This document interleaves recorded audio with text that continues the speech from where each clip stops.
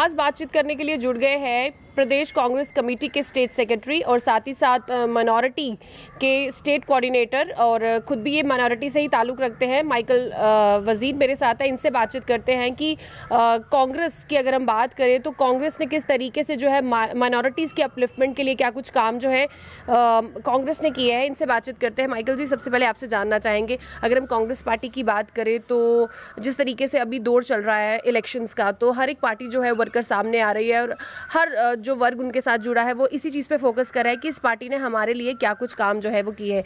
तो आपसे जानना चाहेंगे, जिस तरीके से आप माइनॉरिटी से भी ताल्लुक़ रखते हैं, तो आपसे यही जानना चाहेंगे कि अगर कांग्रेस की बात करें तो कांग्रेस ने माइनॉरिटीज़ की अपलिफ्टमेंट के लिए क्या कुछ किया। आपका और आपके चैनल का बहुत मशकूर हूँ, जिन्होंने मिनॉरिटी जो अभी ऑर्फन की ज़िंदगी जी रही है हिंदुस्तान के अंदर, उसकी सुधी ली। देखिए, मिनॉरिटी को समझने के लिए हमें ये बड़ा ज़रूरी है कि जाने कि मिनॉरिटी शब्द हिंदुस्तान के कॉन्स्टिट्यूशन में आया कैसे। जब ये लड़ाई जो मिनॉरिटी लड़ रही है, ये कोई हिंदुस्तान आज़ादी के बाद की लड़ाई नहीं है।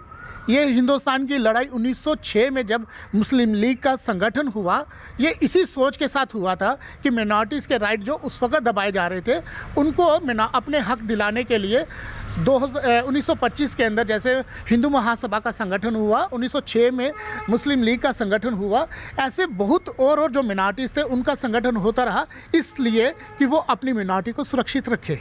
और बात रही मिनॉरिटीज़ के राइट की, तो आप जानते हैं 1992 में कांग्रेस के द्वारा मिनॉरिटी कमीशन का संगठित किया गया और 2005 में जब मनमोहन सिंह की सरकार आई तो मनमोहन सिंह ने दिल्ली के हाई कोर्ट राजेंद्र सच्चर जी को एक कमेटी का सरदार नियुक्त किया और उनको ये ड्यूटी दी गई कि वो हिंदुस्तान के अंदर पूरा सर्वे करे और ये देखे कि मिनॉरिटीज़ की हिंदुस्तान के अंदर इकोनॉमिकली सोशली क्या पोजीशन है।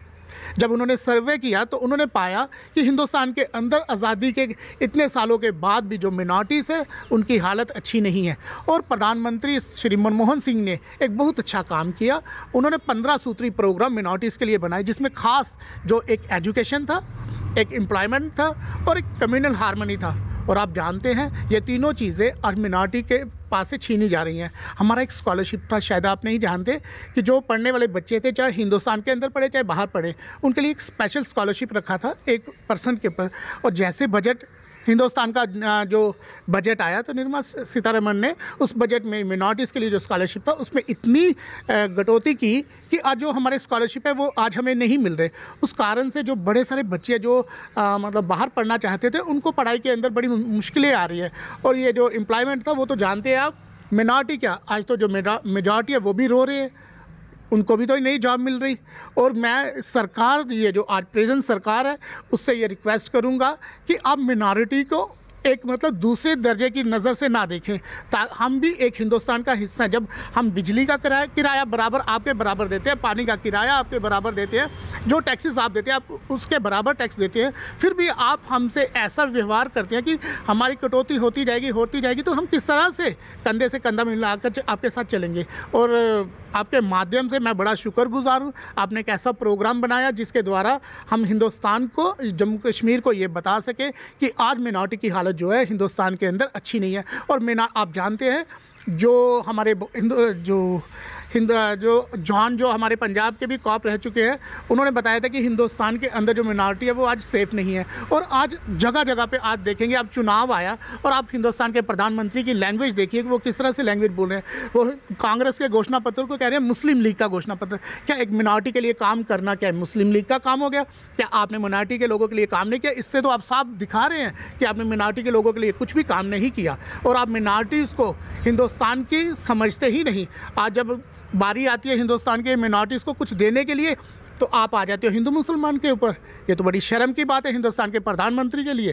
ताकि जब कोई भी वोट लेने की बारी आती है, आप किसी भी मुस्लिम एरिया में चले जाओ तो आप कहते हैं सबका साथ सबका विकास, जब लेकिन देने की बारी आती है तो आप हिंदू मुसलमान की बारी करते हो। ये प्रधानमंत्री के लिए अच्छी बात नहीं है।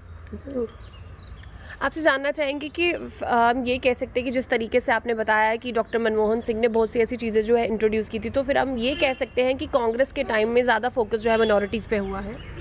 बिल्कुल ये बात सही है। अगर आज मिनॉरिटी की हिंदुस्तान के अंदर तरक्की हुई है ना, तो आप देख सकते हैं कि ये कांग्रेस के दौरान हुई है।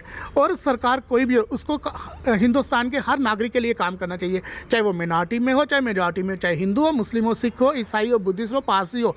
पर जब आप एज अ प्रधानमंत्री डिफ्रेंशिएट करेंगे मिनॉरिटीज और मेजॉरिटी के अंदर, और जब आप बोलेंगे, स्टेज के ऊपर बोलेंगे, बड़े बड़े मंचों के ऊपर बोलेंगे, और एक ही मतलब हिंदू मुसलमान के बारे में सोचेंगे, और जो 15 सूत्री प्रोग्राम में था जो मनमोहन सिंह ने बनाया, उसमें तो कम्युनल हार्मनी भी था। और आज आप देखेंगे हार्मनी तो हिंदुस्तान में उड़ती जा रही है। आज हिंदू जो है मुसलमान को एक अच्छी नज़र से नहीं देख रहा, मुसलमान हिंदू को नज़र से नहीं देख रहा। आप ये सोचिए कि हिंदुस्तान किस जगह में जा रहा है। और मुझे जो लगता है अगर सरकार इन्हीं की रही तो आने वाले समय में एक हिंदुस्तान का हिस्सा बांग्लादेश एक पहले बना था, और आने वाले समय में बहुत सारे बांग्लादेश और बनने वाले हैं। आपसे आखिरी सवाल रहेगा कि आपको लग रहा है कि जिस तरीके से अभी इलेक्शंस चल रहे हैं, जिस तरीके से वोटिंग हो रही है, लोग बढ़ चढ़ के इसमें हिस्सा ले रहे हैं, जम्मू में तो दोनों फेजेस जो है वो ख़त्म हो गए, अब जो बाकी के 3 फेज़ है कश्मीर में होने वाले, तो आपको लग रहा है कि कांग्रेस जो है मतलब निखर कर सामने आएगी इस बार? इसमें तो कोई शक नहीं है। ये तो पूरा जो बीजेपी है वो भी ये मानती है कि ये जो 2 सीटें हैं ये तो कांग्रेस जीत रही है, और श्रीनगर में तीनों की तीनों सीटें जो है इंडियन अलायंस जीत रही है।